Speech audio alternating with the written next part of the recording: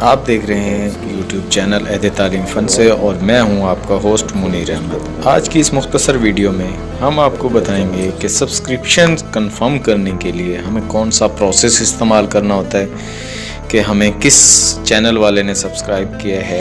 First of all ہم Google Chrome میں جا کے اپنے چینل کا ڈیش بورڈ اوپن کریں گے، اور چینل ڈیش بورڈ اوپن کرنے کے بعد ریسنٹ سبسکرائبر میں موجود سی آل کے آپشن کو کلک کریں گے تو ہمارے سامنے مکمل طور پر وہ پیج اوپن ہو جائیں گے جن پر ہماری سبسکرپشنز موجود ہے۔ دیکھیے ابھی یہاں پہ دعا شیخ اسپیشل انہوں نے مجھے سبسکرائب کیا ہوا ہے، لیکن میں نے ابھی تک ان کو سبسکرائب نہیں کیا۔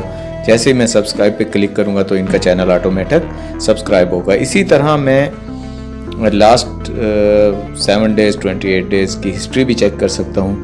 اب جب میں نے لاسٹ 365 ڈیز کی ہسٹری چیک کی تو اس میں کافی سارے چینلز ایسے موجود ہیں جنہوں نے مجھے تو سبسکرائب کر دیا، لیکن میں نے ابھی تک ان کو سبسکرائب نہیں کیا۔ میں 1 بائی 1 ان چینلز کو سبسکرائب کرتا جاؤں گا۔ دیکھیے ابھی تمام چینلز